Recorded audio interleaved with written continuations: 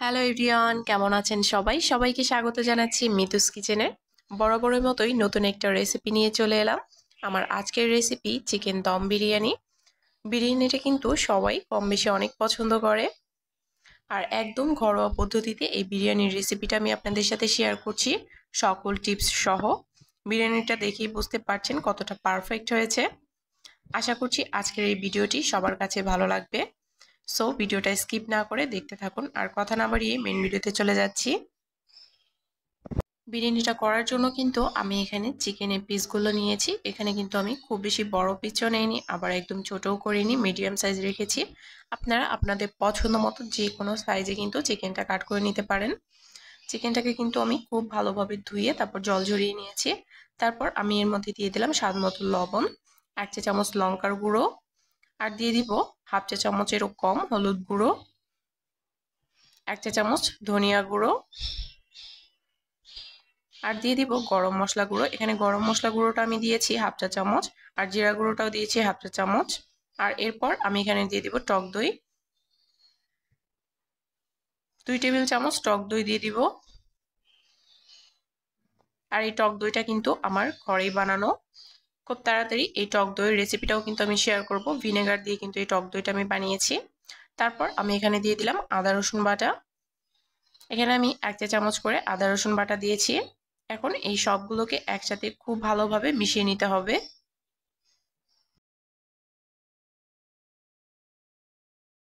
আর এই চিকেনটাকে ম্যারিনেট করে রেখে দিতে হবে প্রায় 2 ঘন্টার জন্য। হাতে যদি সময় কম থাকে তাহলে কিন্তু 30 মিনিটের জন্য রাখলেও হবে।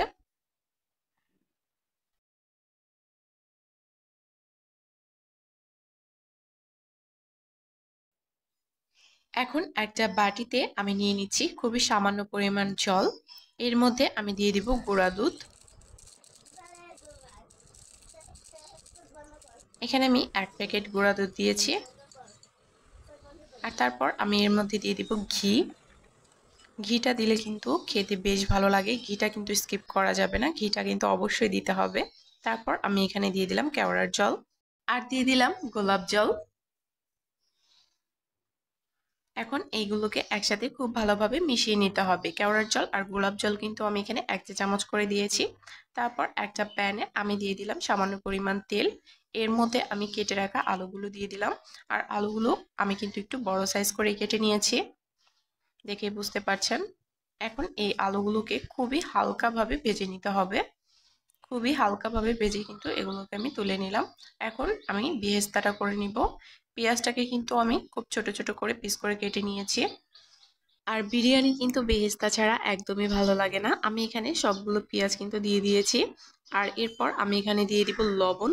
লবণটা দিলে কিন্তু পেঁয়াজটা খুব তাড়াতাড়ি নরম হয়ে আসে আর খুব তাড়াতাড়ি ভাজা হয়ে যায়। অবশ্যই এই টিপসটা ফলো করতে পারেন। আর পেঁয়াজটাকে কিন্তু একদম হাই হিটে ভাজা যাবে না, পেঁয়াজটাকে কিন্তু একটু সময় নিয়ে ভাজতে হবে, তাহলে কিন্তু বেরেস্তাটা একদম পারফেক্ট হবে। আমি পেঁয়াজটাকে ভেজে নিয়েছি প্রায় 7 থেকে 8 মিনিটের মতো। এই তো প্রায় 7 থেকে 8 মিনিটের মতো কিন্তু এটাকে আমি ভেজে নিয়েছি চুলার আঁচটা মিডিয়াম লোতে রেখে। তাহলে কিন্তু বেরেস্তাটা একদম পারফেক্ট হবে। এখন আমি এগুলোকে তুলে নিচ্ছি। তারপর আমি এর মধ্যে দিয়ে দিব জিরা। এখানে আমি 1 চা চামচ জিরা দিয়েছি, আর এর মধ্যে দিয়ে দিলাম কিছুটা পেঁয়াজ কুচি। পেঁয়াজটাকে আবার আমি হালকা করে ভেজে নিব।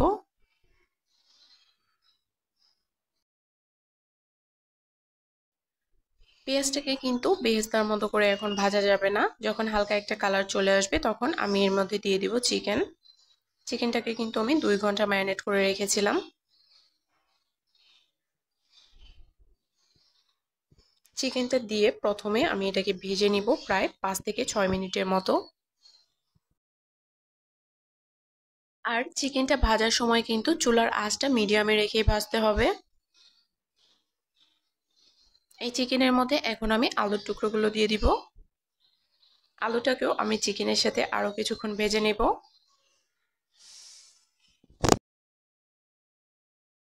আরেকটা জিনিস লক্ষ্য করবেন, আমি কিন্তু এখনো এখানে বিরিয়ানির মশলাটা দেইনি। চিকেনটা যখন খুব ভালোভাবে ভাজা হয়ে যাবে ঠিক সেই পর্যায়ে কিন্তু আমি এখানে বিরিয়ানি মশলাটা দিয়ে দিচ্ছি। আমি এখানে রাঁধুনি প্যাকেটটা ইউজ করেছি। এখন বিরিয়ানি মশলার সাথে চিকেনটাকে আমি খুব ভালোভাবে মিশিয়ে নিচ্ছি। আমি এই পর্যায়ে এই বিরিয়ানি মশলাটাকে প্রায় 2 মিনিটের মতো ভেজে নিয়েছি। তারপর কিন্তু এখানে খুবই সামান্য পরিমাণ জল দিয়ে দিলাম। জলের পরিমাণটা এখানে আমি প্রায় 1 কাপের মতো দিয়েছি। আর তারপর কিন্তু এটাকে ঢাকনা দিয়ে ঢেকে আমি রান্না করব প্রায় 20 মিনিটের মতো। এইদিকে চিকেনটা হতে থাকবে, আরেকদিকে কিন্তু আমি রাইসটাও রান্না করে নিব। এর জন্য একটা প্যানে আমি জল গরম করে নিয়েছি, আর তার মধ্যে আমি দিয়ে দিলাম তেজপাতা, আর দিয়ে দিলাম দারচিনি, এলাচ, আর দিয়ে দিলাম সামান্য পরিমাণ তেল, প্রায় 2 টেবিল চামচের মতো। তেলটা দিলে কিন্তু রাইসটা একদম ঝরঝরে হবে। আর এখানে আমি চিনি গুঁড়া চালটা দিচ্ছি। চালটাকে আমি আগে থেকে ধুয়ে জল ঝরিয়ে রেখেছিলাম। আর এখানে কিন্তু আপনারা চাইলে অন্য কোনো চালও দিতে পারেন, বাসমতি চালটাও কিন্তু দিতে পারেন। সেক্ষেত্রে কিন্তু সামান্য একটু লেবুর রস দিয়ে দিতে হবে, তাহলে কিন্তু রাইসটা একদম ধবধবে সাদা দেখাবে। আর এদিকে কিন্তু আমার চিকেনটাও হয়ে এসেছে। আর এখন আমি এর মধ্যে দিয়ে দিব সেই বেরেস্তাটা। বেরেস্তাটা আমি হাত দিয়ে হালকাভাবে একটু ভেঙে কিন্তু এই চিকেনের ওপর দিয়ে দিব। বেরেস্তাটা দিলে কিন্তু বিরিয়ানিটা খেতে ভীষণই ভালো লাগে। আর চেষ্টা করবেন বেরেস্তাটা যেন পুড়ে না যায়, পুড়ে গেলে কিন্তু তিতা লাগবে খেতে। একটু হালকাভাবে ভেজে নিতে হবে। যাই হোক, বেরেস্তাটা কিন্তু আমি চিকেনের সাথে খুব ভালোভাবে মিশিয়ে নিচ্ছি। এটাকে এখন ঢাকনা দিয়ে ঢেকে একদম লো ফ্লেমে রেখে দিব। আর এইদিকে আমি দেখে নিচ্ছি চালটা ফুটেছে কিনা। চালটা ফুটে যাওয়ার পরে কিন্তু আর রান্না করা যাবে না, তখনই কিন্তু আমি এটাকে জল ঝরিয়ে নিচ্ছি। প্রায় 80% মতো কিন্তু আমি চালটাকে রান্না করে নিয়েছি। এখন কিন্তু দমে দেওয়ার পালা। এর জন্য কিন্তু চুলায় আগে থেকে আমি একটা তাওয়া দিয়ে দিয়েছি। তাওয়াটা দিলেই কি হবে, নিচে থেকে কিন্তু পুড়ে যাবে না বা লেগেও যাবে না। তাওয়ার ওপরেই কিন্তু আমি প্যানটা বসিয়ে দিয়েছি। আর তারপর এখানে আমি দিয়ে দিচ্ছি তেল। এই তেলটা কিন্তু চিকেনের যে তেলটা থাকে, চিকেনের ওপরে দেখবেন যে তেল ভেসে উঠেছে, সেই তেলটাই কিন্তু আমি এখানে দিয়ে দিয়েছি। এই তেলটা দেওয়ার কারণেও কিন্তু নিচে একদমই লেগে যাবে না, বিরিয়ানিটা কিন্তু একদম পারফেক্ট হবে। যাই হোক, তেলটা দেওয়ার পরে কিন্তু প্রথমে আমি এখানে রাইসটা দিয়ে দিচ্ছি। একটু পরিমাণ বুঝে দিতে হবে, যে পরিমাণে রান্না করবেন, কয়টা ভাগ করতে চান, কয়টা লেয়ার করতে চান, সেভাবে কিন্তু এখানে দিতে হবে। প্রথমে আমি এখানে রাইসটা দিলাম, তারপর এখানে আমি চিকেন দিয়ে দিচ্ছি। আমি আজকে 2টা লেয়ারে করছি। আপনারা চাইলে কিন্তু এখানে আরো লেয়ার বাড়িয়ে কমিয়ে নিতে পারেন। আসলে যে কোনো রেসিপির ক্ষেত্রে যদি সকল টিপস ফলো করা হয়, তাহলে কিন্তু রেসিপিটা একদম পারফেক্ট হয়। আশা করছি আজকের এই ভিডিওটি সবার কাছে ভালো লেগেছে। আর ভিডিওটি যদি সত্যি ভালো লেগে থাকে, তাহলে কিন্তু অবশ্যই চ্যানেলটি সাবস্ক্রাইব করে পাশেই থাকবেন। আর যারা অলরেডি করেছেন তাদেরকে অসংখ্য ধন্যবাদ। যাই হোক, চিকেনটা কিন্তু আমি দ্বিতীয় লেয়ারটা দিয়ে দিচ্ছি। এর উপরে কিন্তু আমি রাইসটা দিয়ে দিব, আর তার উপরে কিন্তু বেরেস্তাটা দিয়ে দিব। আর চুলার আঁচটা কিন্তু থাকবে একদম লোতে, যেন পুড়ে না যায়। প্রথম 5 মিনিট আমি মিডিয়ামে রাখবো, আর তারপরে কিন্তু 15 মিনিটের মতো একদম লোতে রাখতে হবে। সব শেষে আমি এখানে বেরেস্তাটা দিয়ে দিলাম। আর প্রথমেই যে একটা বাটিতে আমি ঘি, গুঁড়া দুধ, কেওড়ার জল, গোলাপ জল দিয়ে একটা গোলা তৈরি করে রেখেছিলাম, সেটা কিন্তু এখানে দিয়ে দিলাম। আপনাদের হাতের কাছে যদি এই সব কিছু নাও থাকে, সেই ক্ষেত্রেও কিন্তু শুধু ঘিটা দেওয়ার চেষ্টা করবেন। ঘিটা দিলেই কিন্তু খেতে বেশ ভালো লাগে। আর এই বিরিয়ানিটা কিন্তু এখন আমি নামিয়ে নিব। সর্বমোট 20 মিনিটের মতো কিন্তু এই বিরিয়ানিটা আমি দমে রেখেছিলাম। প্রথম 5 মিনিট মিডিয়াম হিটে, আর পরের 15 মিনিট একদম লো হিটে। এই জিনিসটা কিন্তু অবশ্যই মাথায় রাখতে হবে। যদি সকল টিপস ফলো করেন, তাহলে কিন্তু রেসিপিটা একদম পারফেক্ট হবে।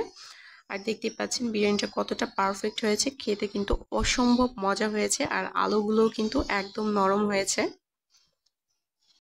সবার কাছে অনুরোধ রইল, ভিডিওটা যদি কোনো অংশে একটু ভালো লেগে থাকে, তাহলে অবশ্যই চ্যানেলটি সাবস্ক্রাইব করে পাশেই থাকবেন। আর যারা অলরেডি করেছেন তাদেরকে অসংখ্য ধন্যবাদ। আর বিরিয়ানিটা আমি একটু প্লেটে সার্ভ করে দেখাচ্ছি। দেখতে পাচ্ছেন কতটা সুন্দর হয়েছে, আর খেতে কিন্তু হয়েছে অসম্ভব মজাদার। আসলে সবথেকে সহজ পদ্ধতিতে একদম ঘরোয়া উপকরণে কিন্তু আমি দেখানোর চেষ্টা করেছি। আপনাদের হাতের কাছে যদি 2-1টা উপকরণ না থাকে, সেই ক্ষেত্রে কিন্তু স্কিপ করতে পারেন। রান্নার প্রসেসটা যদি ঠিকভাবে হয় তাহলে কিন্তু রেসিপিটাও পারফেক্ট হবে। আমি একটা আলু দেখিয়ে দিচ্ছি, দেখেন কতটা নরম হয়েছে। আর আমার চ্যানেলে কিন্তু আরো অনেক নাস্তার রেসিপি দেওয়া আছে, চাইলে দেখে নিতে পারেন। আর আজকের মতো এই পর্যন্তই। সবাই ভালো থাকবেন, আবার দেখা হবে নতুন কোনো ভিডিওতে। আর এই ভিডিওটি যদি ভালো লেগে থাকে তাহলে অবশ্যই ফ্যামিলি অ্যান্ড ফ্রেন্ডদের সাথে শেয়ার করে দিবেন। আর কোনো প্রশ্ন থাকলে করতে পারেন, আমি কিন্তু সবার কমেন্টেরই রিপ্লাই দিই।